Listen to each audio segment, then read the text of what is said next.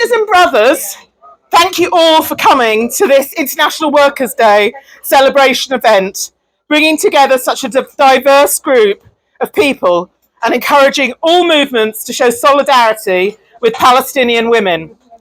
I'm Jennie Walsh. I'm the National Press Officer for the Stop the War Coalition, and many thanks to our local partners, Brent and Harrow PSC and Harrow TUC, for supporting it. I hope you're enjoying the food, and I hope you've got some food. Stop the War is one of the organisers of the National Palestine marches, and we're behind today's Workplace Day of Action, which is supported by the Palestine Solidarity Campaign, which has seen lots of activities up and down the country, from workplace walkouts, lunchtime rallies, student occupations, photo calls, and even local theatre productions. I think it's actually the third one that we've done, and they're getting bigger all the time.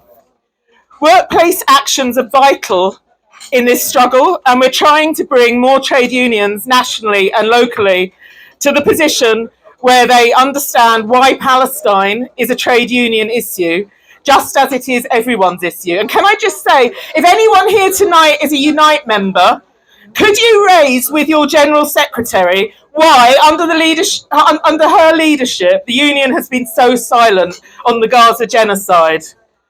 So, a bit about me. I've worked as a trade union journalist most of my career, including for Unite under its previous leadership, when we had an incredibly strong policy on Palestine.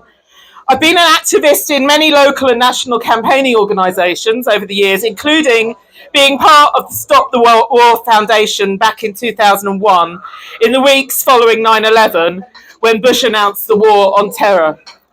I was also on and off active in the Labour Party since the early 90s. I got out of it under Blair and Brown. I eventually returned and reluctantly hung on through Starmer's leadership until his disgraceful and shameful response to Israel's bombing of Gaza. I resigned in an instant, and this time will never return.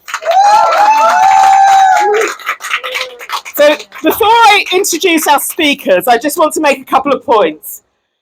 Record numbers of people have taken to the streets since 7th of October to demand a ceasefire in Gaza. Hundreds of thousands have joined the National Palestine demonstrations in London, while thousands more have taken part in local rallies and protests up and down the country. Never a day goes by without action of some sort. The pace of the campaign has been unprecedented, more energised and determined than at the height of the build-up to the war on Iraq.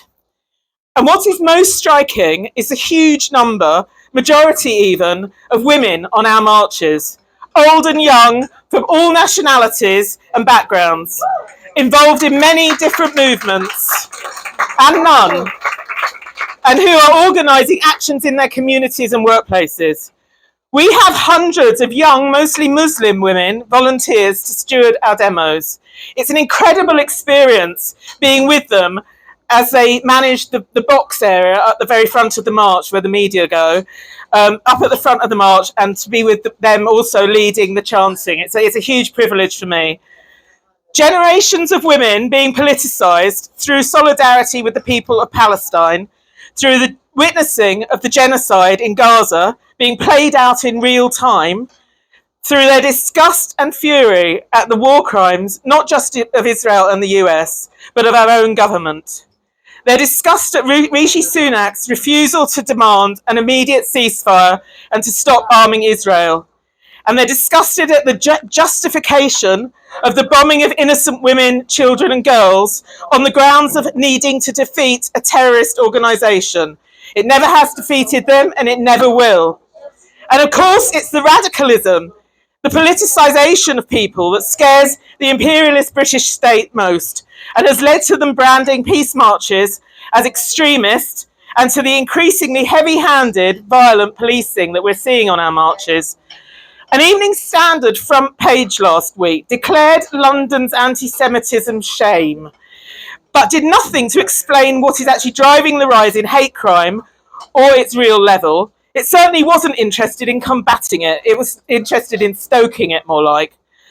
And then today, the government's so-called counter-extremism commissioner, Robin Simcox, claimed London had become a no-go zone for Jews when pro-Palestinian marches take place.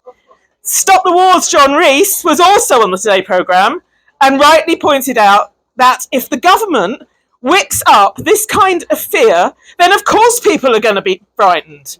It's absolutely irresponsible of Rishi Sunak and the Evening Standard to frighten a population in London that has absolutely no reason to be frightened.